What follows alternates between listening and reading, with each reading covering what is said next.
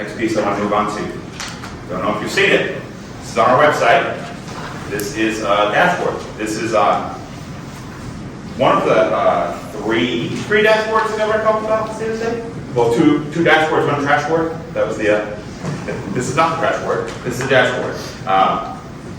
So we worked on this with the coalition, getting some data, and then also there are some shelters in our state that are not funded by COC or funded by Department of Housing, places like rescue missions, and a couple other things that we have out there. We were able to talk with them and get data from them daily, which is wonderful. Appreciate that.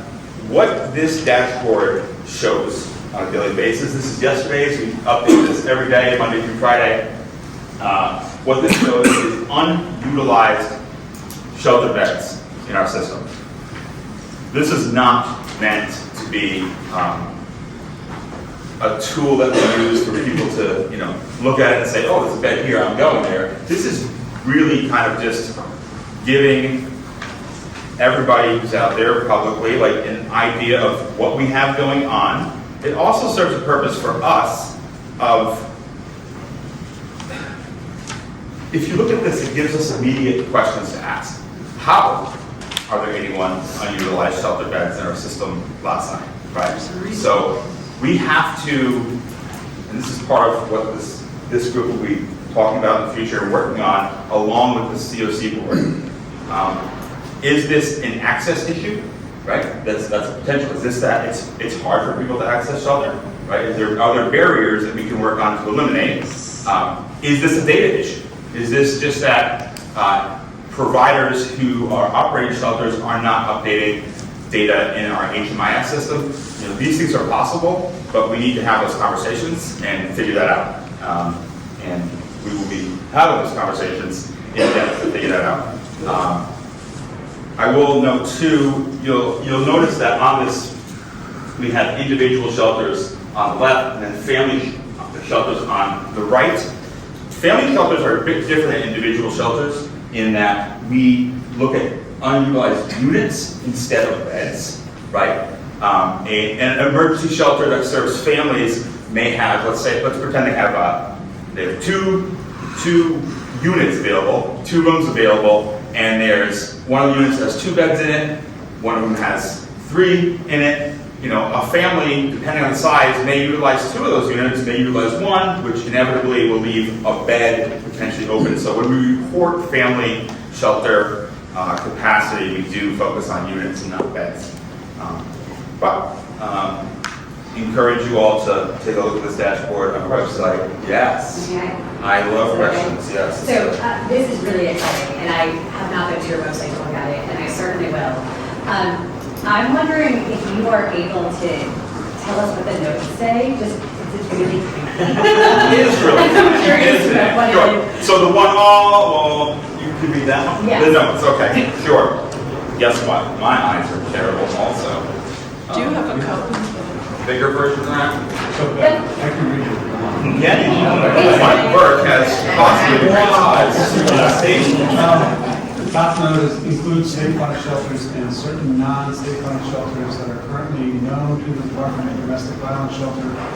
Utilization is not displayed for confidentiality reasons. This middle one is this dashboard does not include information on emergency winter hubs, as these locations operate differently than traditional shelters, and operations may be weather dependent. For information on winter emergency hubs, visit here. There's a link. And then the final one is the Department of Housing updates the dashboard by 2 p.m. Monday through Friday. For questions, contact the Department of Housing here. Thank you so much. Can I ask one more question? Of course. When I was working more directly in the homelessness space like a decade ago, family shelters were rarely night to night. People were there a little longer. Is Right. that still true today? Like, would we expect to see a slower change in the percentage on the family shelters than on maybe the night-to-night shelters because of the stability we try to afford to house families? Sure.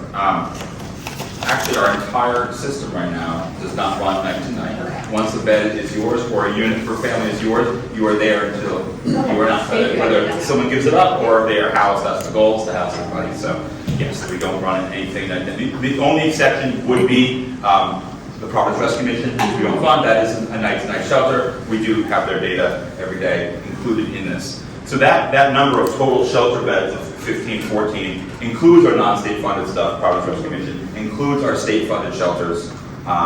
There's a couple of non-state funded shelters. It also includes our, like Mike read, and thank you, our domestic violence shelters, which we do not have the utilization numbers for just because of the nature of the victim service provider shelters. But those beds are important in our system. So to that sentence though, that we would never be at 15, 14 of utilization because the domestic violence beds are included in the 15, 14, but not in the utilization rate. Is that correct? Correct. That 15, 14 is total beds. It's not a utilization rate. And that makes sense because of there are federal laws that prevent the domestic violence data from being included in the homelessness data. Yes, So that's an intentional. That is absolutely right. So the homeless management information system that we use, there are separate victim service provider databases. They use EmpowerDB. But even though the EmpowerDB victim service provider management system for data, even that's siloed, right? So Sojourner House, who serves I'm gonna have to wrap this up. all right, I'm gonna go quick. They're separate, EmpowerDB. To the point where even Crossroads can't see Sojo's EmpowerDB stuff. It's all very individual. In fact, if Sojo has multiple projects, even those multiple projects don't talk because it's very secure. Only another question. Thank you. I think the data is really critical, so thank you. Can't hear you. Data is very critical, so thank you for posting this publicly. I am a bit curious,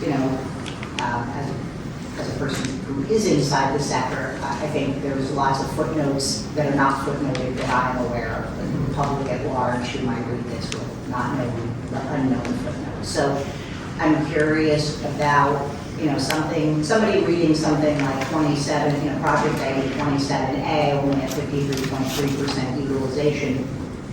Is there a specific reason? Is that for a very targeted population? Sure. Is that geographically isolated and maybe a more challenging shelter? So I think the typical consumer might read that and say, oh, we have beds available. They're not being utilized. Is this a crisis? Which brings me to my second point. We are really in this dashboard only talking about the bed, but we aren't actually talking about the need. So I don't know if there is a way to sort of coordinate those two data points together to say, yes, we have 1,514 beds, but we also know based on some other data points that there are, I'm going to throw out a number, 1,900 people who need it. So that this feels like half of an equation. Yeah. And I think when you make data public, data can go either way. And so be careful about not creating unintentional negative dialogue simply because we didn't tell the whole story, not because we don't know the whole story. Totally agree. We've had that conversation many times. Landed on this version for now. There were several versions that inevitably are going to create questions that really get into the weeds. We try to be as broad stroke as possible. We are also doing, there's additional data, we're doing some analytics on it. This is new as we're tracking how this updates every day. Which in that data pertains to individual, which of these shelters, who they are, how they operate, what the need is in that region, these types of things. So yeah, I totally agree with you. We got to be careful about the unintended consequences and the trade-offs here. But we are trying to be cognizant of that and track this as best we can. And it is a really good, it's a helpful planning tool for us as we figure out what we need to do in the next steps. Yes, Mike? Oh, I'm sorry, Rich? No, I understand. So I heard a lot about the individual adults. Can you speak louder? Sorry, I heard a lot about individual shelter beds add-ons, which is great. I didn't hear anything about additional family shelters, which there is a tremendous need out there still. So at some point, we can look at that. That's something we feel a need for. The other thing with that 15, I'm assuming some of that is due to the time that it takes to move a family in to a new shelter. So some of that unused night might be that the family's been offered, accept it, but they have to clean out the space from the last family and move them in that process. That said, however many of those are actually used, available, I have 96 families that I can move into them immediately. Yes, I thought of this also, we'll talk through that. So yeah, I think I'll pass it back to the secretary, but yeah, for shelter beds, for a system, we're at 15, 14, and then for the very cold nights, winter hub stuff, we're around 120 additional capacity that we have, and we are looking to add more and have stuff in the pipeline, so that's where we're at on homelessness. One quick more comment, if allowed. I think in future iterations of this, it would be great to know of these available beds, how many are accessible or how many are harm reduction friendly, because I want to make sure we understand in our populations if of the beds that aren't utilized, there may be some reasons to your point earlier as to why. Yeah. And so I think some of those caveats may be important as we move forward in advancing the data. Great point, and we should very soon connect you and Kathy or whoever to talk through that, the details of that. Thank you, Ben. I do want to underscore, excuse me, Rich, what Ben said about this raises questions, and that's part of the purpose of it. We need to look at the system and identify the problem in the system. Maybe data too, but we know there's some problems in the system. We need to tackle them for the benefit of everyone that is at risk or is homeless, and that's our charge in the next couple of months. And we may have to break a few eggs to do it, but if that's just the cost, that to get to a better system, to address the need in a better, more efficient, more effective way, and that's collectively what we have to do by rolling up our sleeves and working with this group and partners in the provider network and the advocacy network together. Yeah, I understand you can only address certain limitations, so with one-page dashboard, there's a whole story on there. But would you be able to indicate the location, the community of each of those project ID numbers? So we have at least a sense, unless it gives the wrong sense, of where these shelters are available from what part of it. Our concern there was, we have it in the background, so from a Yes. planning perspective, we have it, we could share it, but we also don't want to drive people, if they read this incorrectly, Yes. and then they say 10 beds in Woonsocket, we don't want to drive folks, they still need to use the CES system, so we're being a little cautious about how this is utilized. Okay, yeah, I can understand the street, the phone number and all that stuff, yeah, but I thought the community might, valid point. Thank you. Just a thought on that, I think, there's still a way, because in my mind, there's going to be geographic considerations that make it difficult. Yes. Maybe we could contemplate it in like a color-coded regional kind of a way to say these are in northern, so you don't actually really know Right. exactly where it is, but you can understand, is this, in our service boundary, is this in southern Rhode Island, is this northern or east bay? Yeah. Just again, for a little bit of context, because I think it is very difficult sometimes to digest very broad categories without applying your own bias and your own Sure. interpretation to it. I like that. Great point. Thank you. Thank you. I just had a few concerns about the utilization dashboard, which I think Melissa Lodge pointed towards. I'm worried that this data will be used by critics to claim that there are plenty of beds available, as the governor did when he was recently on the Gene Valicenti show. We know that this data has issues, or at least potential issues, yet there are no caveats on the footnotes you mentioned, right, that aren't there, and the things that you just mentioned. I think these are important. It should probably say something like there are 81 unused family beds, but that DCYF is ready to move 96 people in immediately.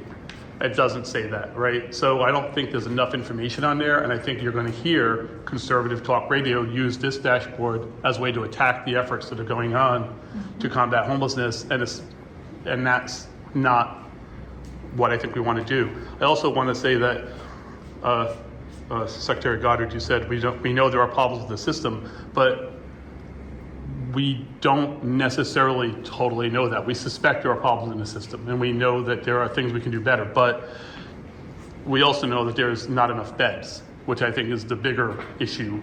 And so do we know the extent of the problems in the system? I mean, we don't.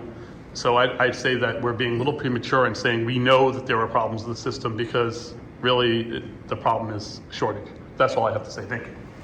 point or Okay. question. I just looked at your website with the Housing Progress Dashboard, and I appreciate that you're doing this and that it's live. And I would love if you could go one level further on this.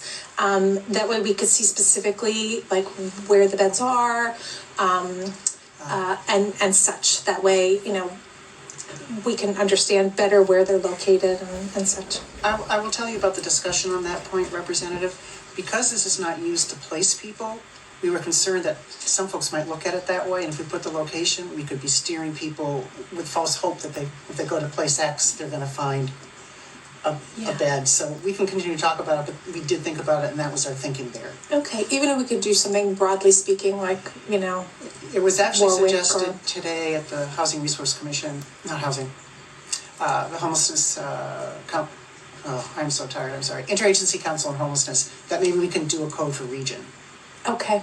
So we're gonna think about that. Yeah, it's just something so that we can get a little more in-depth, and I would love it if you could provide to us, you know, if it's not something that you're gonna be able to put on the website, just because I've heard, you know, there's numbers that are used, and then we have a hard time sometimes adding up where all of those beds are, so even if it's not going to be on the website, you know, I would love to be able to see, you know, where all, It's all behind that data, so it should be easy for us to get it to you. wonderful, thank you.